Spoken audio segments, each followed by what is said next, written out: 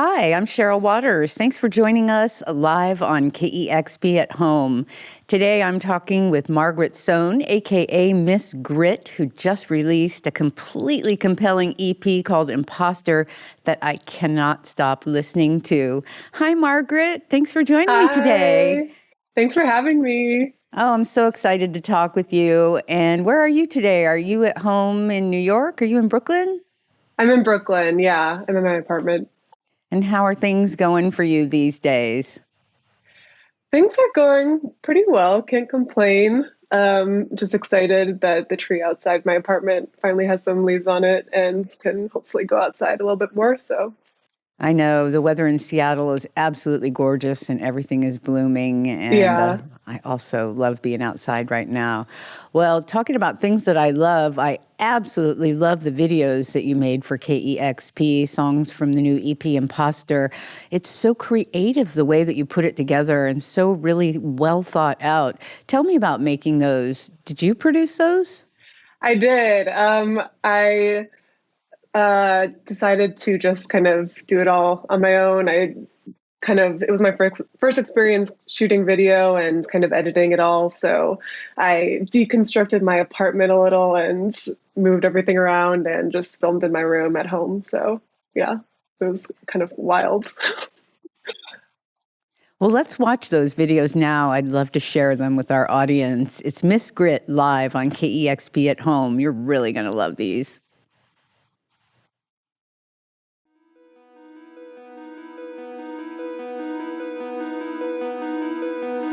Your colors uncategorizeable.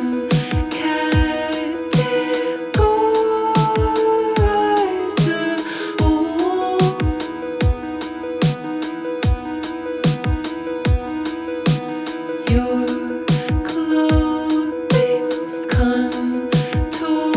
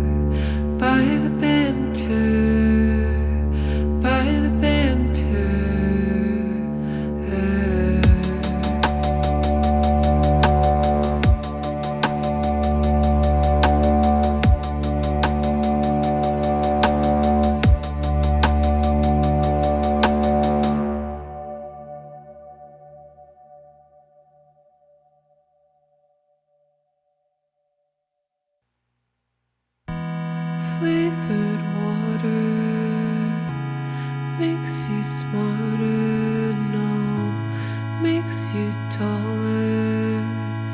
High up,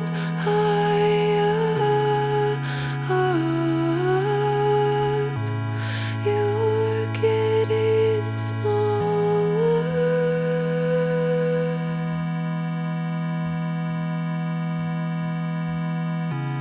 I'm having trouble seeing double.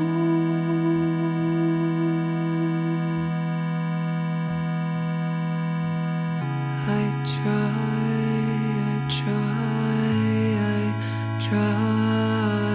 why can't I?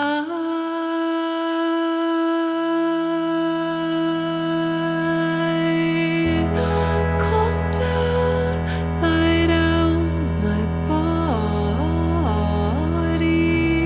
Slow down, shut down the party. Calm down, lie down, my body. Slow down, shut down the party.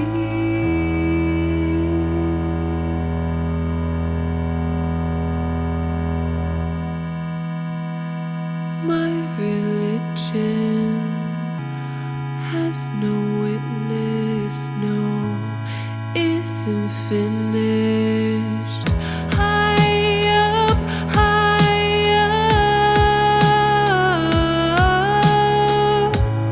what a good business.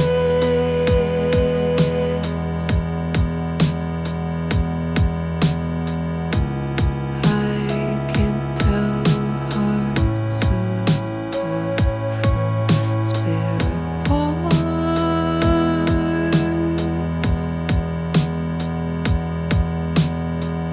I try, why can't I?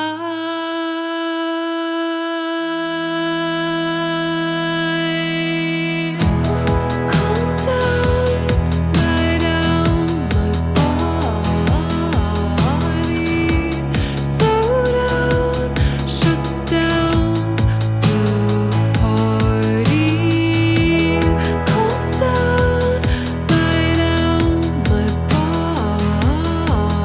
body. Slow down,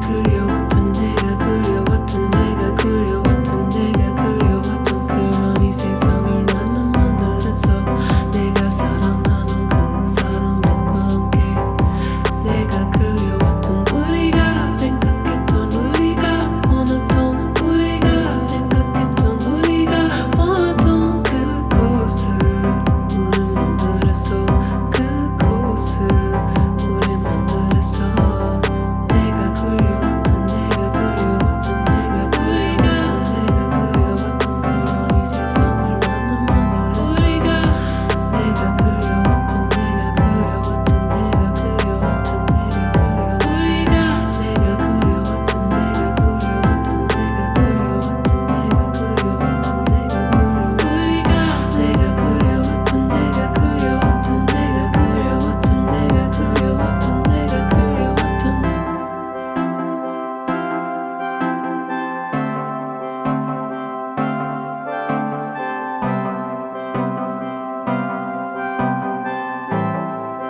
이제 왔어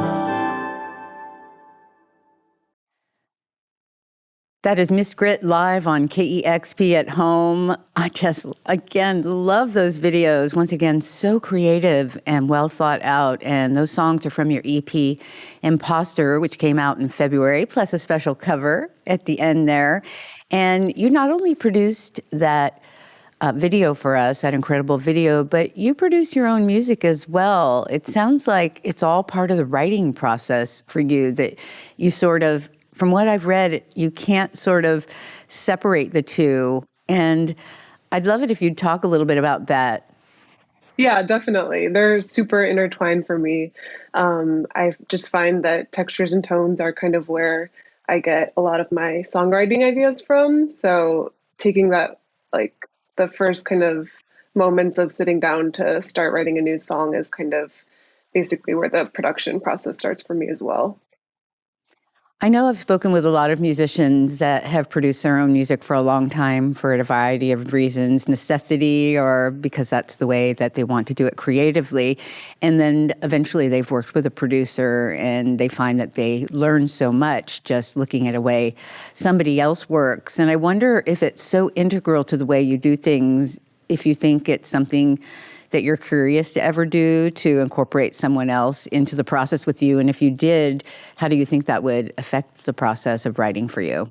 Yeah, definitely. It's something that I'm super curious about because right now, all the music I've created so far has been pretty isolated and by myself. So I think collaborators are like important for me because it's an important relationship to kind of establish first as like friends and kind of just like humans on a similar level. So I think finding collaborators who are able to kind of like connect with me in that way is like something that could be really special, I think. Do you feel like you have a big music community around you where you live now? Yeah, definitely. One of my good friends, Nicole Rodriguez, whose name is Perla, her band name is Perla, we're really close friends, and she's been someone who I've been really close with, and it's been really nice to just have another musician to talk to and kind of bounce ideas off of, and someone that's going through the same thing as you is really awesome to have. Did you do a lot of writing over the past year when we were kind of locked down and spending a lot of time by ourselves? I did. I think lockdown was a little bit of like a blessing in disguise for me, just because it gave me the kind of green light to really lock myself in my bedroom and just get to work on new music. So I think this past year has actually been kind of fun getting to know my songwriter self a little bit more and explore different dimensions and all that fun stuff. I'm curious if, other than having more time to spend working on things and sort of more time to have your head in that space, was the process itself very different for you, since you kind of have a solitary writing process anyway? I think so. This Impostor EP I wrote when I was playing some of my first ever live shows. So I think that that kind of environment that I was in at the time kind of influenced my writing a lot for that EP. And now I find myself kind of reverting back to my original writing methods, except maybe expanding on that a little bit more. So it's been it's been definitely different and more interesting this time around. I absolutely love the guitar parts in your songs, and it sounds like guitar was really your first love in the world of music, if not the only instrument that you play. What about the instrument attracted you in those early years? Because you started playing really young, didn't you? Yeah, I started playing when I was 6 years old.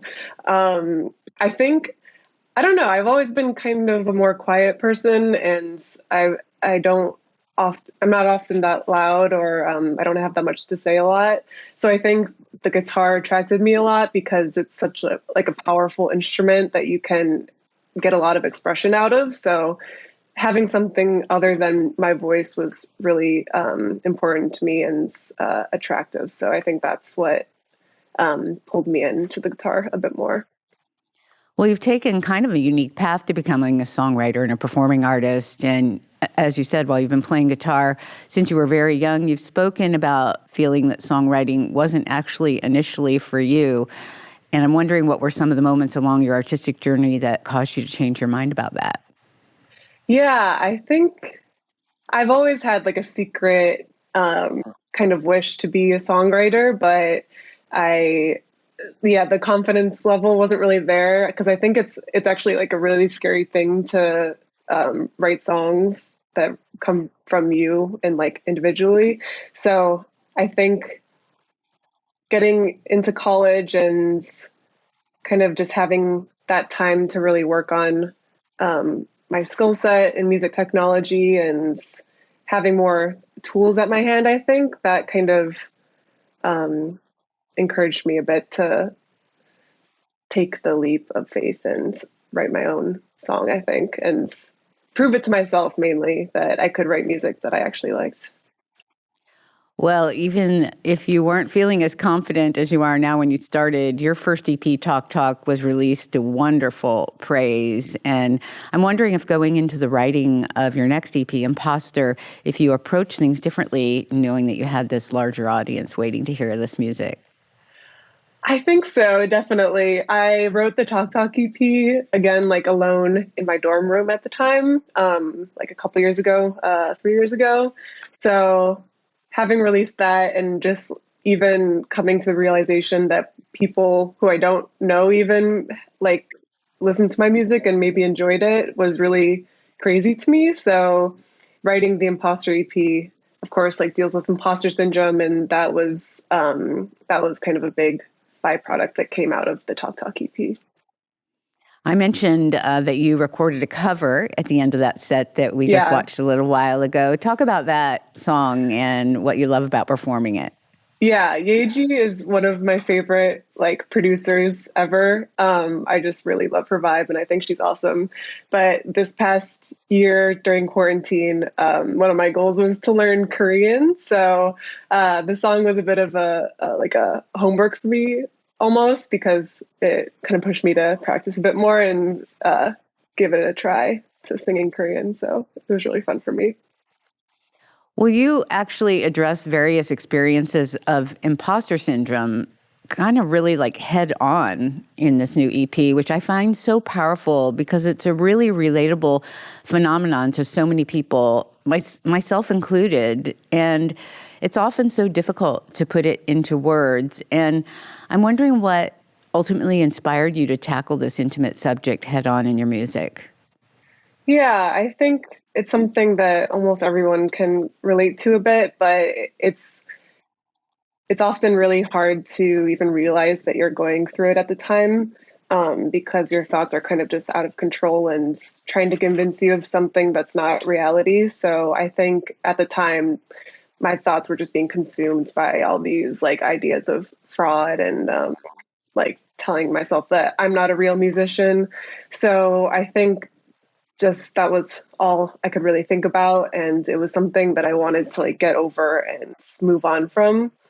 And so that's where the Imposter EP came into play. I think it's definitely something I still deal with. I'm probably going to deal with forever, but at least it's a bit more, it's something that I'll be able to label and know when those ideas are coming into my head. Well, you talked a moment ago about wanting to learn Korean, and you also address imposter syndrome as it relates to your Korean identity. And talk about where you grew up and how your move to New York has maybe been a catalyst for these conversations that you're having for yourself. Yeah, I grew up in a predominantly white suburb in Michigan. And I think growing up there, I was very like, I felt very isolated from like my friends, but I wasn't really even sure why, because I think when you're in school, you're not really taught about Asian history or I don't know, a lot of the things that I think would have been important for me as I'm like growing into my identity and stuff. So I think moving to New York really was a big culture shock for me, and it kind of opened my eyes more to my Korean identity and kind of gave me the permission to explore it a bit more and the tools and friends to like kind of, yeah, dive more into. You unpacked one element of your imposter syndrome, as you've said, by producing the EP on your own. And I'm wondering what it feels like to have full creative control over a project like that. Yeah, it feels amazing because I've like done this before in the past where I will like work on something and it will like be finalized, and then after it is done, I'll look back and convince myself that it wasn't like really coming from me. It like didn't come from my own voice, which is like kind of crazy to think, but it's something that I often like convince myself of. So being able to produce and write this EP by myself, like I was unable to have those thoughts because it would have just been completely absurd if I was like someone else did this, but it was just me, so it's okay. Well, you did an incredible job, and it sounds like it really did help you gain confidence in your music and an accomplishment as an artist, which is phenomenal. Thanks so much. I mean, just really great job.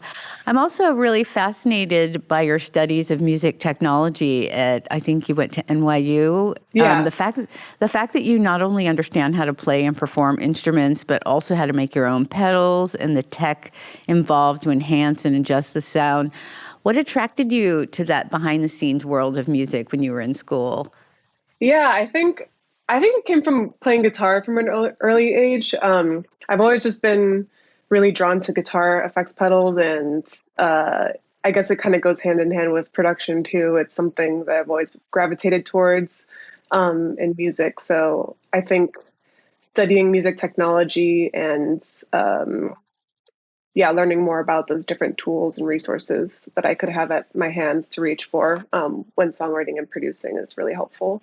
And that's kind of what attracted me to it.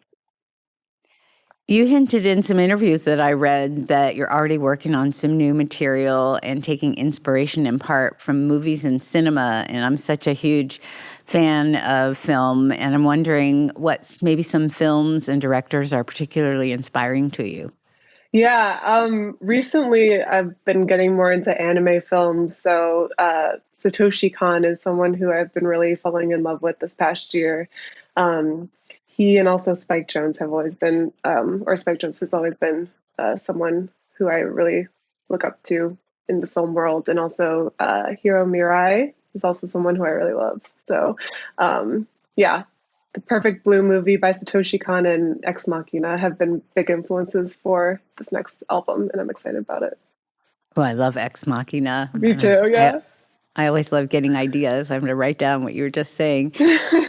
Boy, hearing you talk about film and music and playing music at such a young age, it makes me curious to know what your household was like growing up.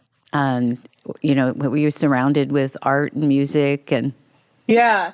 Well, I kind of come from a family that no one really played musical instruments before. I mean, my sister grew up playing piano, and my other sister kind of touched on violin a little bit, but my parents were always kind of playing music around the house. My dad played Talking Heads, The Cure, and like Led Zeppelin, all those bands. And then my mom played a lot of Fiona Apple for us from a young age. So music has always just been really something that we are always playing. And it wasn't until like high school, after my boy band phase that was the necessity to go through. My uncle gave me this like USB thumb drive with like 200 like indie rock songs with like LCD Sound System and St. Vincent and Arcade Fire. So I think that's where my musical taste kind of took off, I guess, and became my own. Wow, it sounds like your family gave you a great musical education. Yeah, they gave me a good head start, I think. Was your mom excited about Fiona's album last year, Fetch the Bolt Cutters? Yeah, we loved it. It I was fun to love play. that. I'm wondering, when you were writing Impostor, if you had a live show or a band in mind when you were putting the songs together. Yeah, I was playing my first live shows around that time. So I was working with my bass player and drummer and then a synth and guitar player. So I think, they were always on my mind when I was writing the record. I just really wanted to have some fun songs to like rock out to with them. Did you get an opportunity to play these songs live before things kind of shut down? I did. Thankfully, I did. We played a couple shows in the UK, actually more shows in the UK than we did in New York or in like America ever. So yeah, I think we definitely need to play more shows in New York once things reopen and spend some time in the US. Yes, definitely. Please, please, please come to Seattle. I can't wait to see you live. Well, I was so excited for this session and a chance to talk with you a little, not only because I love your music, but I feel like you're an artist on the cusp of a really exciting career, and I can't wait to follow along on that wonderful journey. And I'm thinking, what are some of the dreams or goals that you have for yourself as an artist in the years to come? I think, I don't know, I guess just releasing my next record would be nice to do. And if I just play one more live show, I think I would be happy with that. Just seems like a really like unreachable thing right now, given the world. So I'm really just happy to play music in whatever setting comes my way. Well, we look forward to that. And I so appreciate you talking with me today. I absolutely love the record, and I can't wait to hear more from you. I can't wait to see you live, and good luck. Thank you so much. Thank you so much for having me. Thank you all so much for joining us. It is Miss Grit live on KEXP at Home. Discover new music at listener-powered KEXP.org.